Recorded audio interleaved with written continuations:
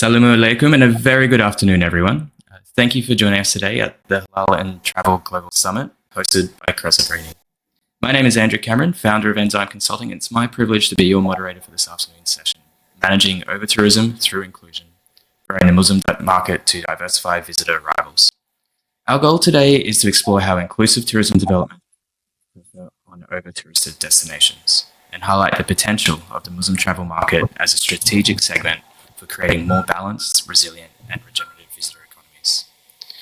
Joining me are three brilliant speakers. We have Dr. Anang Sutono, Dr. Barbara Ruiz Bejarano, and Yoko-san. Together, we'll explore both the deeper dynamics behind this incredible opportunity. Before we begin, I'd like to invite each of our speakers to quickly introduce themselves. Dr. Anang, if you may help kick us off, please. Okay. Bismillahirrahmanirrahim. Assalamualaikum warahmatullahi wabarakatuh. Alhamdulillah alamin. Thank you very much indeed. Let me introduce me. My name is Anang. I'm one of the faculty members of NHI Tourism Polytechnics in Bandung. That school was established since 1962.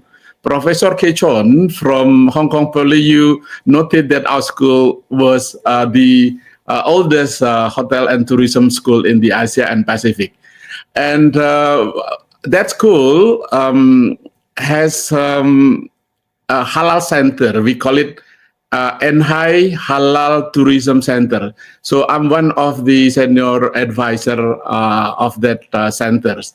And then I was the former of National Halal Tourism Accelerated Development in the Ministry of Tourism of Republic Indonesia. Thank you very much. Thank you, Dr. Anang. Dr. Barbara, over to you. Thank you, and Assalamu alaikum, everyone. It's my pleasure to join you today to discuss sustainable tourism and opportunities presented by Muslim-friendly tourism. I'm the director of the Sources Foundation in Spain, and I coordinate the Andalusi Medina network, which is an initiative to showcase Andalusi heritage and also to try to redistribute tourism in my country. Because we are probably now the first destination in the world with more than 90 million tourists last year. And all of them want to come at the same time to the same places. So we have a bit of a problem here. And Yoko-san, if you could please share. Assalamu alaikum, everybody. Very good afternoon to you. Thank you very much for inviting me to such great opportunity. I'm so excited to share my latest insights on improving halal environment in Japan. Thank you very much. Fantastic. So let's get started, shall we? So on to our first question.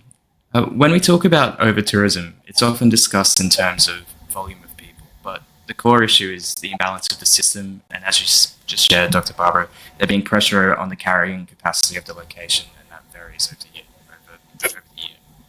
How can the growing Muslim travel segment help us alleviate this pressure? I'll start with you, Dr. Barbara, just because you just touched on it. Well, I'm going to explain our experience in Spain.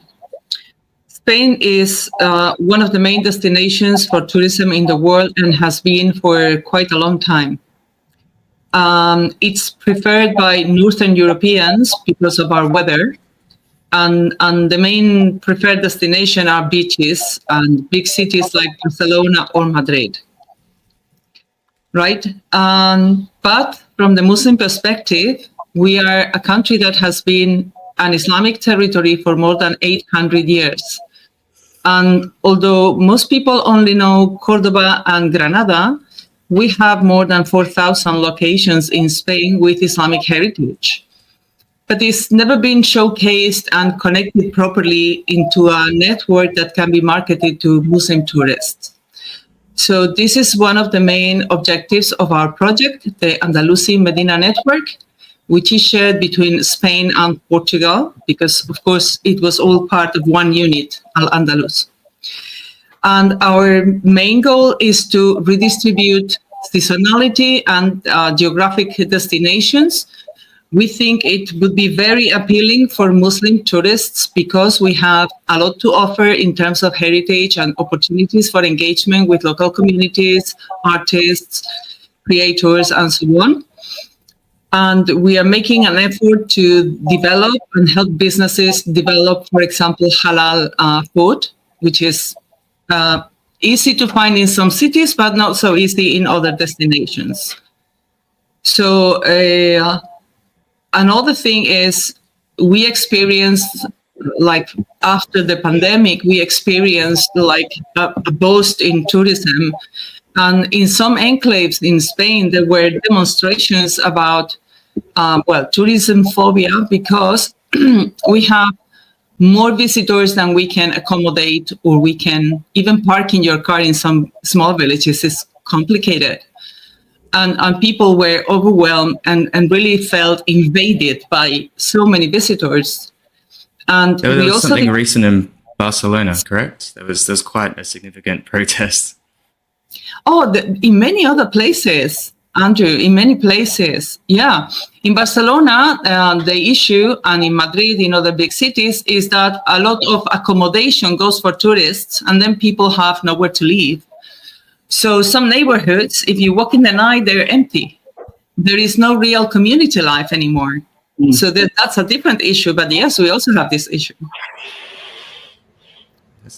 May carry it through to Yoko-san next, because Japan's been doing quite a good job of activating its domestic tourism, and it doesn't have the same history with Islam as Spain does. But I'd love to hear more about your response to this question on managing over-tourism and activating. All right. Thank you very much. Actually, Japan's tourism industry is still growing phase. This is because Japan only began to issue visa for the travelers around about 20 years ago. Then the 20 years ago, the international arrivals to Japan was 5.2 million. But this year is expected to exceed 40 million. It's still the half of the Spain, but it's quite a lot because it's 20 years, 8 times growing the market. So actually, today, the major cities like Tokyo, Kyoto, Osaka are clearly experiencing over-tourism. So many people. I don't want to say occupied, but the people do not have many spaces to go in to enjoy. I mean that the Japanese people, they cannot book the hotels for their business trip. So the talking about Muslim travelers, they tend to seek the nature and the cultural experiences outside of the major urban areas. Many of them visiting the villages and the factories for educational trips and company visitings. So this kind of the travel that helps to ease over-tourism, the over-tourism to escape from the hot spots, hot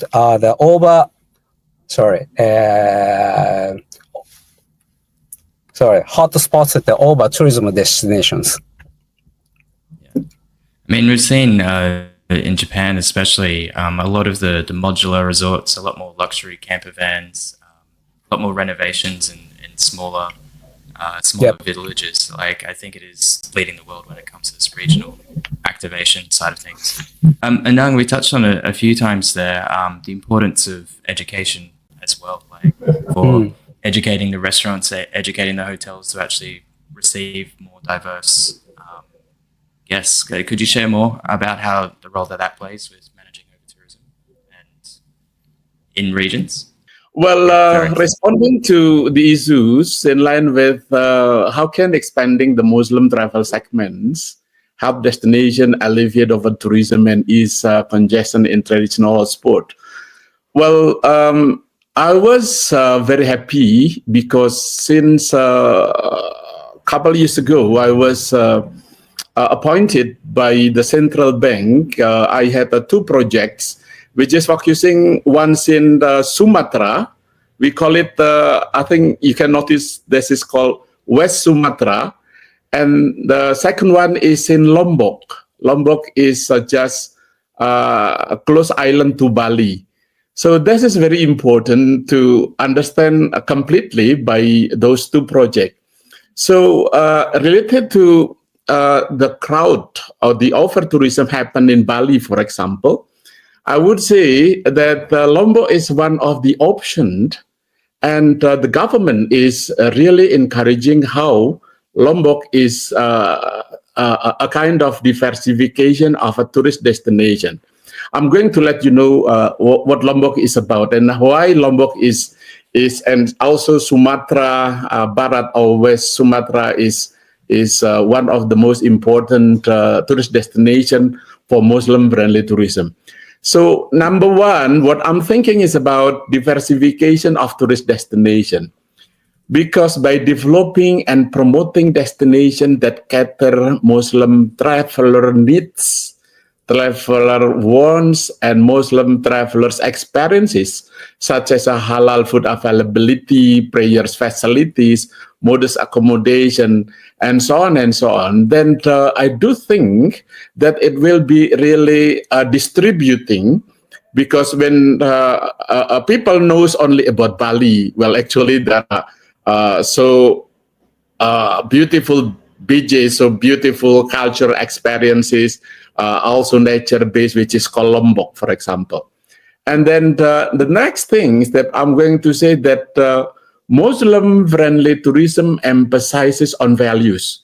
So what I'm going to say is that promoting sustainable and respectful tourism is in line with Muslim-friendly tourism emphasizes on values, such as, well, we know exactly Muslim is always respect to local custom, environmental stewardship, and community engagement.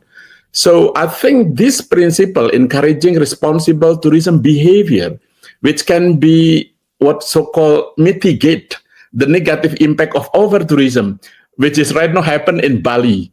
I think if we observe Bali, then Bali is heavily traffic jam is everywhere.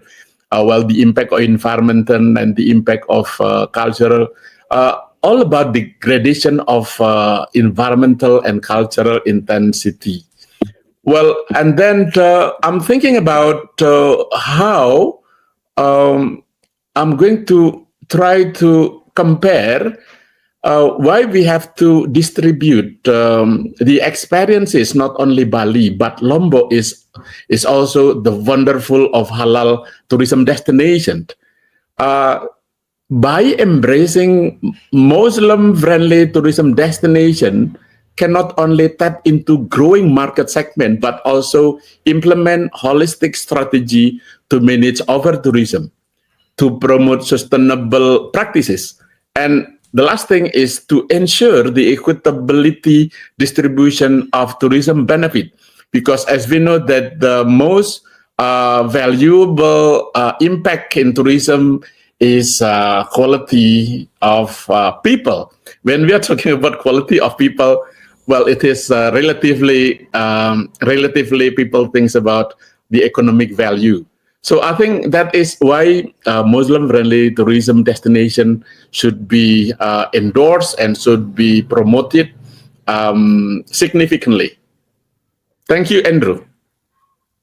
No, thank you. And I have a follow-up question for you, if that's okay. It's you mentioned about holistic strategy, and quite recently, speaking on Bali specifically, we're talking about a new train coming through, and that helps disperse people.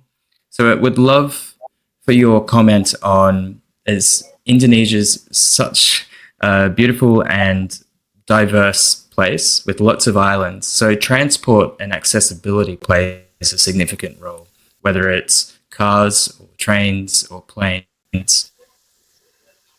Could you share more about that and how to get more people, say, to Anambas or more of the outskirts, the less discovered places? Okay. Are we going to speak about the 3 A's? in the most fundamental principle of how tourist activities is delivered.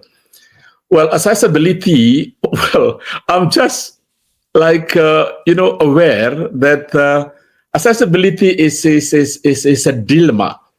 I know that accessibility by having more international airports, more international seaport, and the accessibility of land transport, train, and so on will be really beneficial for tourists. Ease of traveling will be really very important. But in the other side, again, when I'm talking about Bali, Bali is really international airport. Means that most cities connecting to Bali, Ngurah Rai International Airport. But the impact is because we are concentrating on the ease of access, ease of transportation to reach that destination. Then what happened with Bali? Bali now is over-tourism. So the degradation, as I told you, in line with the environment, in line with the culture, happens right now. So the crowdness cannot be, well, I met one of the tourists coming from Middle East. I met in Hong Kong, and they say, "Pak Anang, I will not going to Bali anymore." Why? Because it is really, upset. Why it is upset? I have to take a walk to the airport, and then the queuing is the traffic jam is really, really happy. So, it is a kind of dilemma, Andrew, when we are talking about ease of access to reach the tourist destination. But in the other side, well, actually the impact is huge. So I do agree with Dr. Barbara saying that we have to distribute. So it is good because Indonesia has more than 17,000 islands. Then I think we are thinking about making new Bali, something like that. We're making a greater Bali, something like that. Because when we are talking about Lombok, as I told you, Bali to Lombok is just 30 minutes by plane. It is just a neighbor islands. When we go to by ferry, it takes only 2 or 3 hours. So it is really reachable. So that is the reason we are also focusing Lombok to be one of the halal tourism destination that we are focusing on. Fantastic. We'll come back to you, Dr. please, please expand. Can I would like to add something which we found in the case of Indonesia. Of course, it's a Muslim majority country, so this opportunity you may not have spotted. But in the case of Japan and Spain, we are not Muslim majority countries, which means our calendars do not align with Islamic calendar. So we found most of the people who come on holidays to Spain, because they are Europeans and the calendars are shared, is during Christmas, Easter, summer holidays, which means during these same periods, a lot of people come to Spain. But we have an opportunity with the Islamic calendar because, for example, Eid holidays do not overlap all the time with these slots, right? So we can promote like specific Eid packages or take advantage of how holidays in the outbound country can match the opportunities of not overcrowded moments in Spain or Japan. So I think also not the geography, but also the calendars must be considered when developing the destination.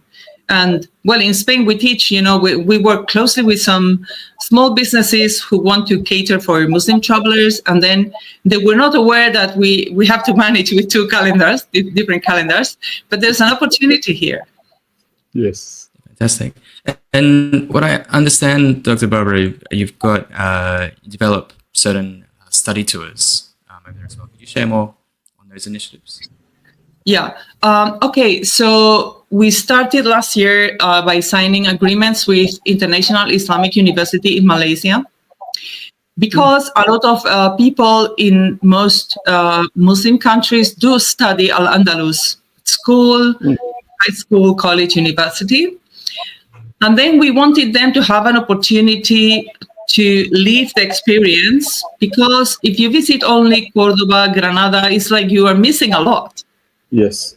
And we have a network of experts on the ground, professors and guides and chroniclers and writers, and we can develop programs, quite tailored programs. For example, if you want to know about science and technology in Al-Andalus, or if you want to know about art and architecture, or social issues in a diverse territory such as Al-Andalus, where Muslim, Christians, Jews, Berbers, and other people live together and traded with a lot of the world, so we can make a tailored study trip. Like, it's a holiday, but then the content really has more weight on the academic side. But we thought it was a good opportunity to click on this potential area for developing academic tourism. Yeah, fantastic. I know a lot of universities, and over to you, Yoko-san. May I add something about the education tourism?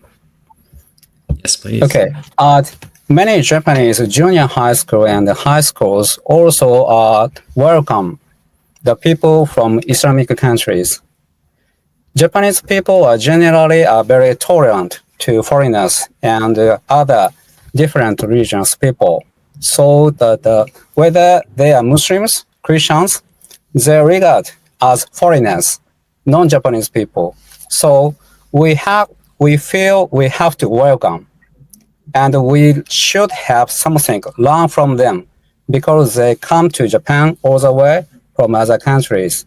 So this is the kind of the educational tourism as well, which I want to promote from now on too. Thank you, Andrea-san. My pleasure. I guess expanding on that, it would be great to have a few more examples of how these inclusive tourism efforts have helped diversify the visitor arrivals. Dr. Anang, would you like to go first? Well, I do believe that actually tourism is inclusivity.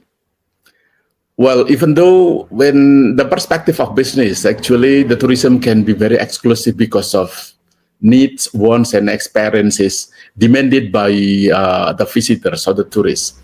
But basically, when we are talking about the inclusivity of tourism, well, it should be really covering all things. Means that when we observe UNWTO Global Code of Ethics for Tourism, well, it is lesson learned, and it is a kind of guided principle for us how tourism should be delivered inclusively, because it always happened when we are talking about inclusivity. Well, some people say that the local people, the local host destination is not getting mutual, what is it called, beneficial because of the activities of tourism. Well, let me tell you the example. If you have been aware of what so-called Raja Ampat. Raja Ampat is one of the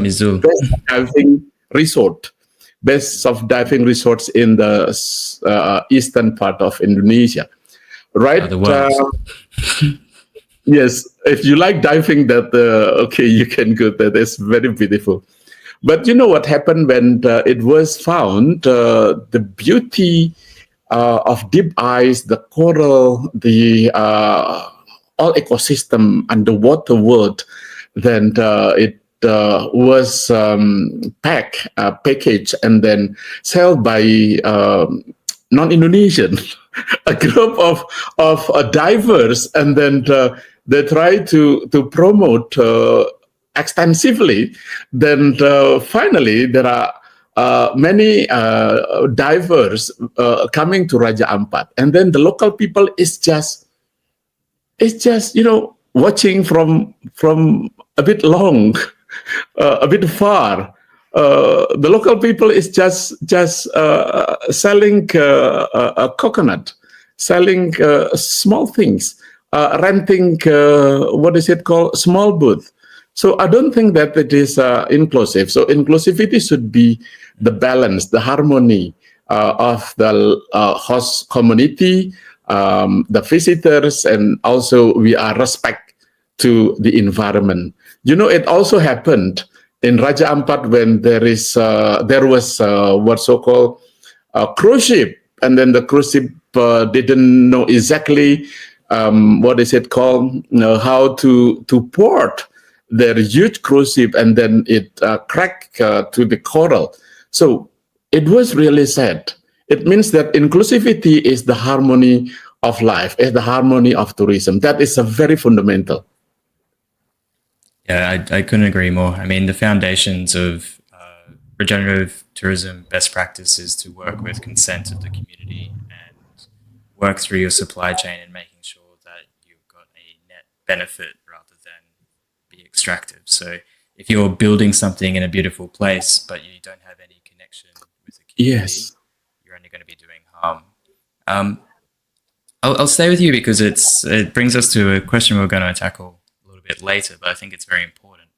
It's like, what role do policymakers and destination marketing organizations have to play with rebalancing systems like this? We know that DMOs and regulator must employ, in my opinion, because strategically DMOs and regulators, principally and fundamentally, they have what is it called, policy. It means that I'm going to start with how DMOs and regulator employ data-driven segmentation. Because by employing data-driven segmentation to identify, to forecast, let's say, Muslim travel trends, and then to design how the incentive scheme, let's say, in Indonesia, because we are encouraging like small, medium enterprises. So we have now a kind of regulation saying that the product, as you told us, that in line with the supply chain entity, it should be based on halal certification. So that halal certification is relatively,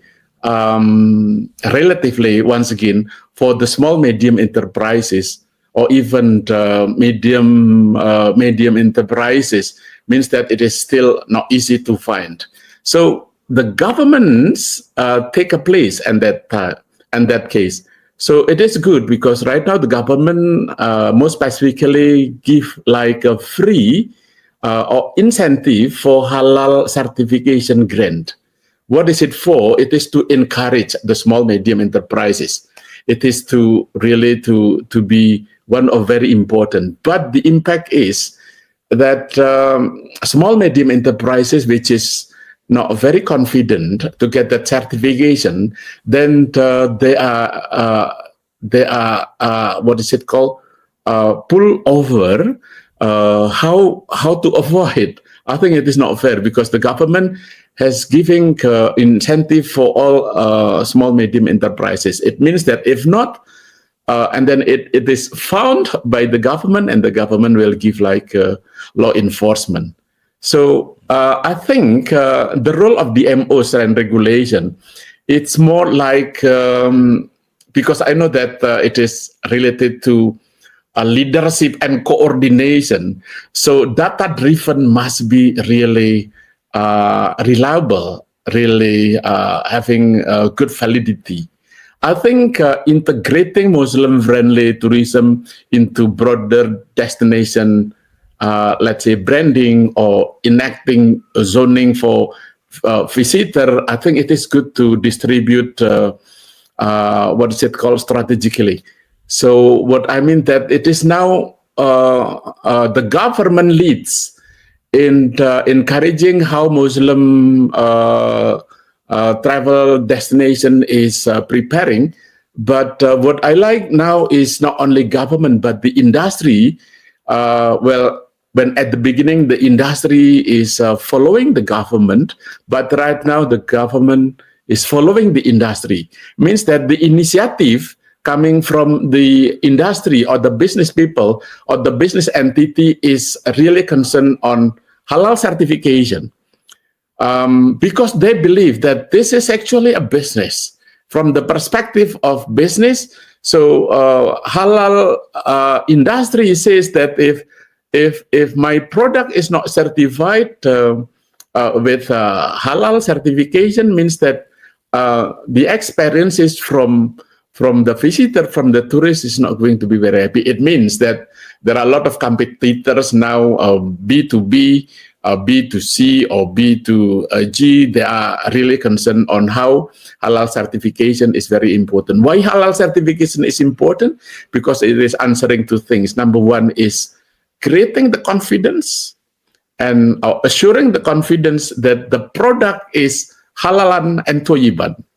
And then secondly, certification is also improving, what is it called? Number one is confident, and number two is, community engagement. That is.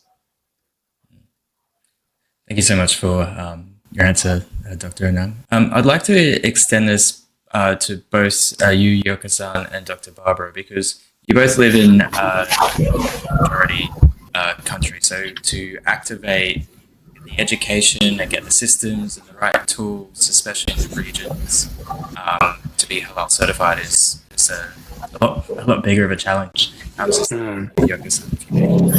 Yeah, I think DMO must shift from everyone welcome to who, where, and when.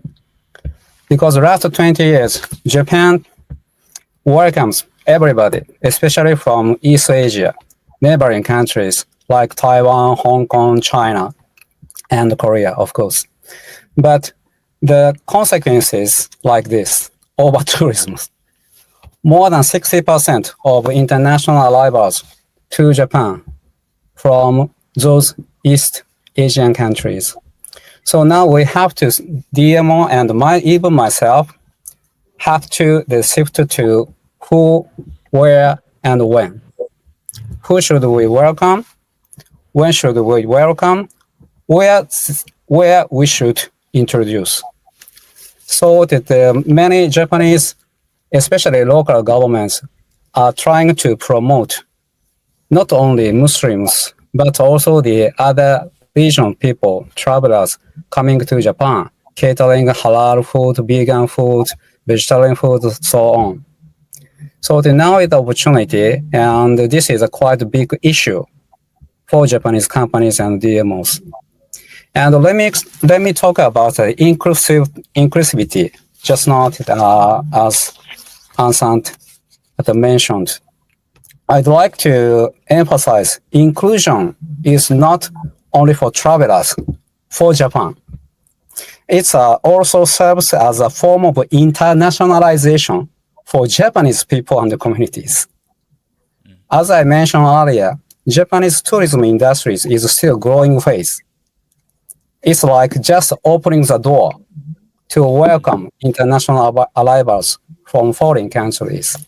So learning, we Japanese have to learn many things, and we have to study what is the best cases and practices in other countries like Spain, France, of course, the United States, and also Singapore also.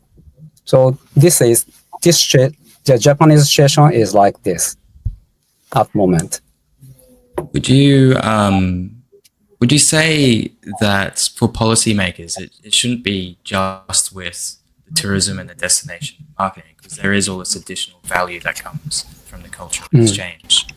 Yep. And Japanese recognizes that exchange well and supports from multiple departments? Yes, because as you may know, Japan is aging society, then less population.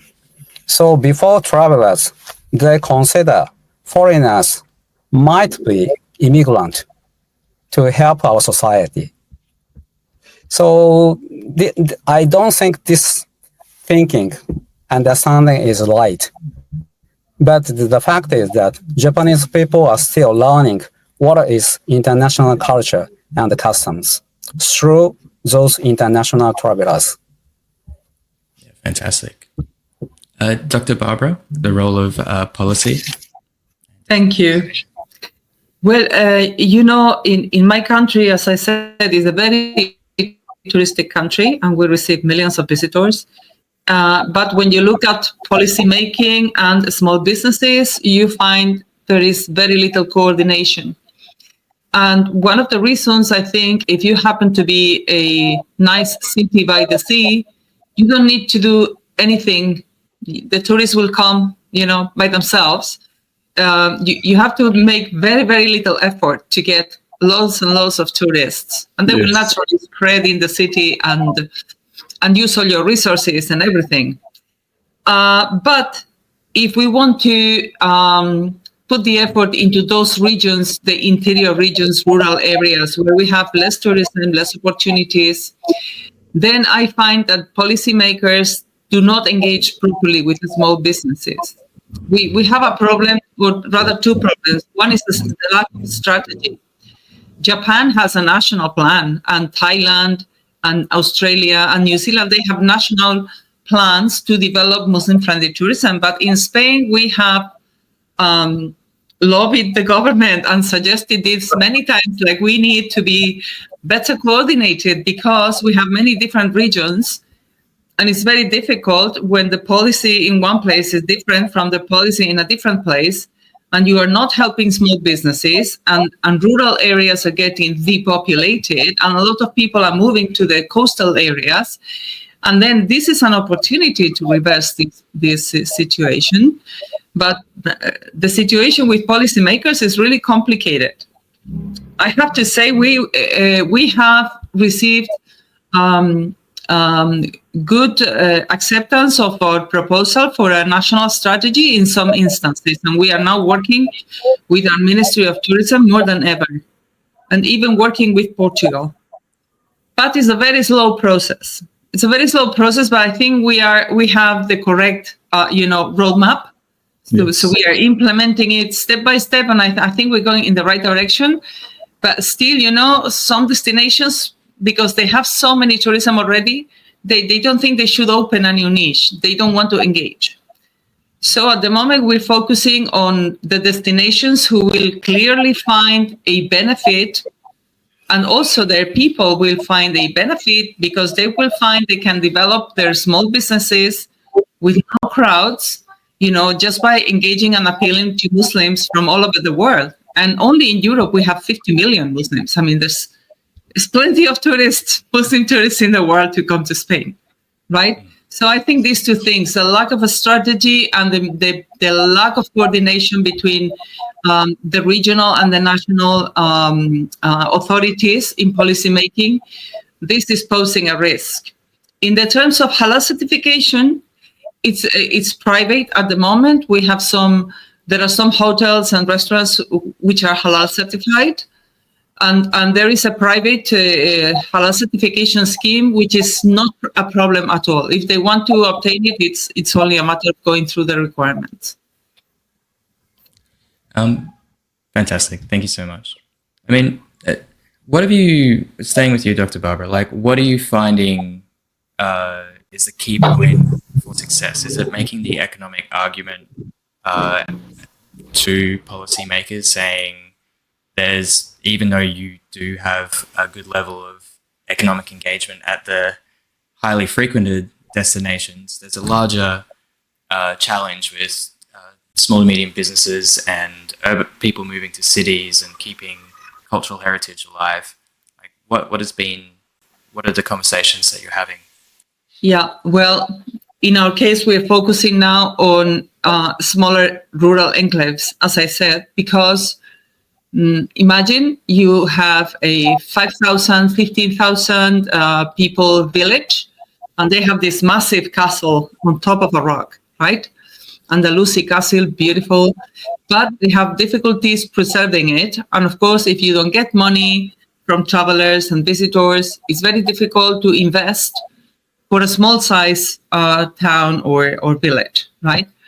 So the opportunity was to, okay, let's connect these smaller destinations with bigger destinations, and let's create contents, because of course visitors, if they go to a place and there's nothing to see and nothing to do, they will not be there for long, right? So I suggested, okay, let's look at some success stories. We have plenty in Spain. Let's itinerate these ideas, right? And let's promote this to first to European Muslims, then to other Muslim majority markets. And then we start building on this, right? It's not easy at all to coordinate so many actors, because this is the other thing about the tourism business. It's so fragmented. I mean, you have the hotel, the little restaurant, the little shop, the guy who produces homemade jams or honey and wants to sell to visitors, the artisans, the guides, the interpreters, you have the drivers, you have so many different elements in the value chain that is sometimes it's really difficult to get them together, right? And it's a matter of them seeing the opportunity. You cannot force this. You can only encourage the governments to spot the opportunity and work on it in a coordinated manner. Yeah, absolutely. I mean, I didn't share too much about the work that I do, but that's very much the work I do, is to integrate those systems and to get them together. Supply chain and make sure, it's very hard work, but you do need to adapt to each context, each place. It's the different communities. There's different challenges, different people, different talent for you to pull through, and it takes a lot of time and effort at times to actually keep people on projects Absolutely. to help achieve the goal with the transformation. I guess when these things succeed, it has huge potential. Right. So I'd love to hear from each of you if you could share a successful projects that you've seen where they've got these systems right, and the impact it's had culturally and for sustainability. And we'll start with you, Yoko-san. Maybe I'd like to hear from Ansa first. I can share with you Yes, please. the experience we had last week. There is this small town in Portugal bordering Spain, right? On the banks of a beautiful river. It's like a mountain with a castle on top, the Alcazaba, which is called Mertola. Mertola is 15,000 inhabitants, and every 2 years they celebrate the Islamic festival, right? They have been doing this for 26 years. Now, the thing is, they have Islamic heritage. They have a lot of buildings and archaeological sites. And they found this was an opportunity for their village, and they decided to make a public investment. So what they did, besides the festival attracts like 50 to 60,000 people during 4 days. And they obviously use all the resources, not only in the village, but also in the neighborhood, right? Because the village cannot accommodate this amount of people. They use resources from other villages around. But a few years ago, the local government decided to invest. And because they are proud of their Islamic heritage, they recovered a very old building, and they decided to build a hammam on the ground floor and an Andalusian tea house on the top floor with a nice garden, right, like a small restaurant. So they wanted ideas to dynamize these two sites. So for the Andalusi garden, they prepared a proper menu, and they engaged like a famous local cook. We also suggested to have some literary events with some professors in Portugal who are experts in Sufi literature, and it's very popular. So this investment and the attitude of the people, because the whole village joins in preparing for the festival. They prepare their businesses, they even dress or decorate the small shops. They offer small events or contributions to the festival. And you can see this initiative is rewarding economically and also socially for the people of the village, because they all get together around this event. You can see it's an event that is very participative, and the authorities have engaged this spirit, right? And it's very popular, and attendants are not necessarily Muslim. Most people who attend are just Portuguese people from other regions and Spanish people from other regions, and they appreciate having opportunities to learn about music, culture, literature, or other activities. So once you create contents and you put them there and you create this event, you can take this event and move it to other places, and you can, once this story has been proven successful for 26 years, you can replicate in other places just with small changes. But the spirit of the community that it created is really valuable for the neighbors themselves. So it has many positive sides. I want to go now. So I want to come. Of course you do. You should. The value, I guess the key point there that you're highlighting is that it's not just about the tourists, it's about bringing communities together and making the people them proud of them. Let me just add a small story. When they started with the hammam, they wanted to learn about the Andalusi hammam ritual, which is a bit different from the Ottoman. And then we did some research in, documents and so on. When they had all the information, they decided to engage local producers for example, essential oils or the beauty products, but also even the towels. They have like local producers of towels and clothes, and they want to engage local small businesses to be the suppliers rather than outsourcing these products outside of their own village, which is, they are creating more business opportunities. It's Beautiful. Spirit, which is it's not unique to Muslim travelers right now. I think people globally are trying to find more authentic experiences. They're trying to reconnect spiritually. Not specific to any one religion. People are trying to discover themselves. The more digital we're becoming, the more we're trying to reconnect with each other without a digital device. I think there's only more and more opportunity for events, for me personally, moving forward. Dr. Anang and Yoko-san, Dr. Anang, over you first. If you could share a nice story. The success story from Barbara is so beautiful. I love it, and I have to go there and to learn. Tell everyone in Indonesia, please. Yes. I'm very happy also to sign a kind of collaboration because I'm school-based or university-based. Well, let me tell you about our success story. Well, actually, it's not really success yet, but it is in the marching to get the successful story. Well, as I told you that I'm now running 2 projects. One of the project that we are focusing on is in Sumatra Barat atau West Sumatra. So Indonesia is now focusing also in line with how to develop what's so-called desa wisata. Desa is village, a tourism village. So in this case, Central Bank endorsed us to do more research in line with how to make a model.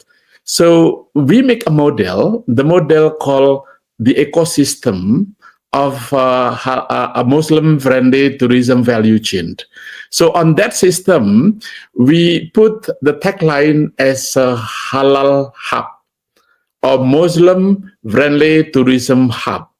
So on that tourism village, this is called Sungai Batang. Sungai Batang is the very beautiful village in the West Sumatra and surrounded by beautiful lakes and beautiful culture, a very hospitable local people and so on. So we came there and we did a kind of research, and then we finally found the model which is called smart Muslim friendly tourism hubs.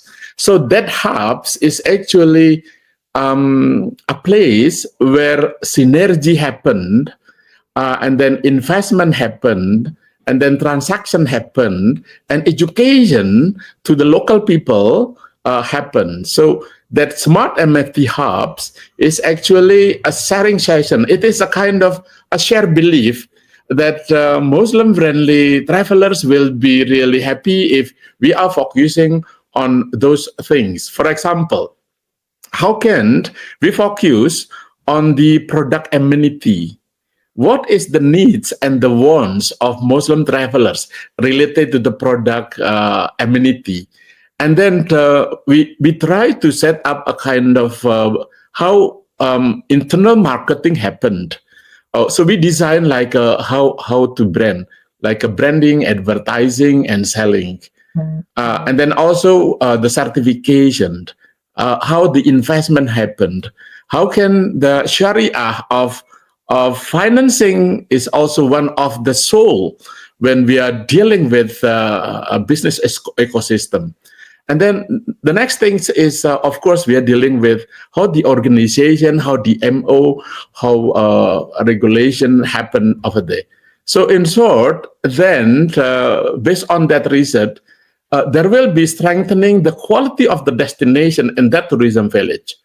And then strengthening the quality of the branding, advertising, selling. So it is quite, it's not funny, but I do think that it is good to be replicate to other destination, because we are using DOT. How is destination, how is origin, and how is time seasonality? So when we are talking about market segmentation, mostly those village was visited by a tourist coming from Malaysia and coming from Singapore. So that is good. Means that how can the a destination, how can the origin and how can the time seasonality is strategically mapping and designed. And then what is happen? What happened is there is a strengthening the industry ecosystem. So between the tourism village, from this village to neighbor villages, they work together to strengthen what is it called, the handicraft. So even though the hubs is in the certain village in the central, and then the surrounding tourism village also supporting and then contributing, and then they also selling handicraft coming from their own unique identity.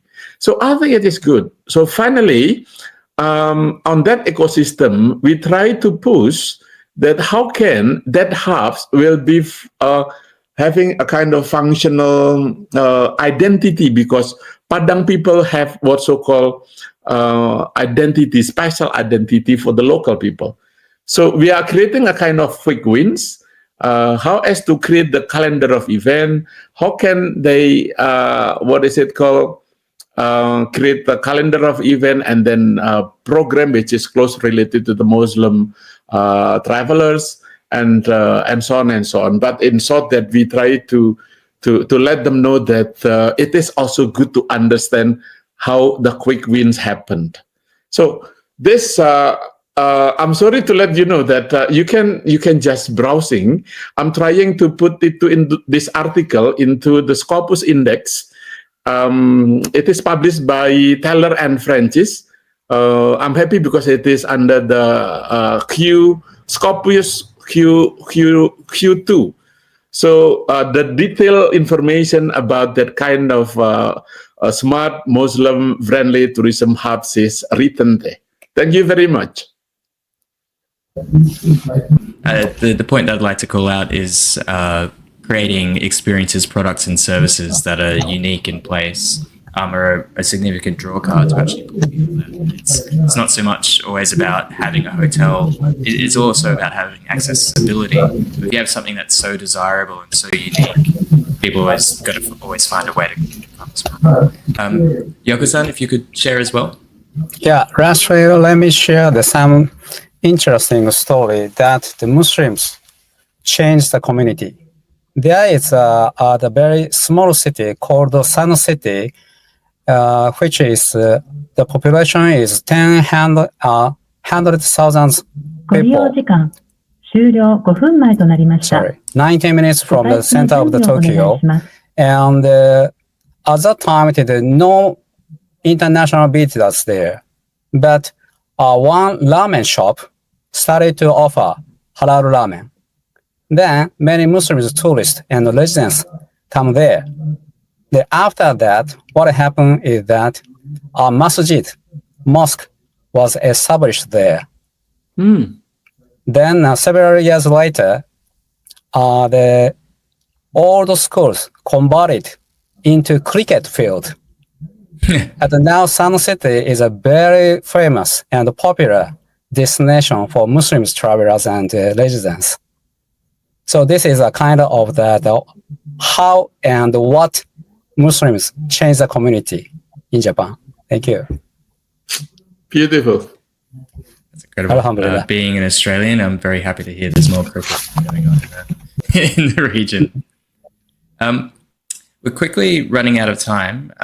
What we may do is a very quick roundtable on just a project that's exciting you right now. And then we'll wrap up. So start with you, Dr. Barbara. Well, our own project is like a platform for many others to join and build. So if you want to have a look, I'm just going to do a bit of publicity here. You can visit alandalus.org. That's our website. And you will find the information about places and activities and news in many different ways. The thing is, after listening to all of you colleagues, I think these projects are all a case-by-case thing, like every destination and every community is different. And also that to reach at some point, you need to believe that there is going to be a process. You have to build some layers, in order to finally have something which is round and which is significant. And we have been working on this platform now for 4 years, and we have a lot of small projects working on their own. But I can see it's going to require a massive effort. But I'm really happy because the response we're having from visitors is really positive. We are going to receive some influencers from Singapore and Malaysia in 3 weeks. So I'm very excited about this. And I hope, we continue to grow this trust, between Muslim visitors and the receiving communities. For Spain, it also helps to break prejudice and barriers. It has a very interesting social and cultural side. And you are welcome to visit. I will be very happy if you could come and I will show you around all of the experiences we're building. Thank you so much. That'd be lovely. Yoko-san? Thank you very much for the beautiful the time. I'd like to express especially to the ASEAN countries, please use East. Please use East. Look East is already enough, right? Now you should use Japan. You should is used. Why? Because Japan has the strong soft power, such as anime, games, nature, and of course foods. So Muslim could enjoy and use Japan, maybe with me, hopefully with me. Thank you very much. Perfect. Yoko-san. And last and certainly not least, Dr. Anang, if you could share, please. Yes. Well, thank you. Well, in short, I would say that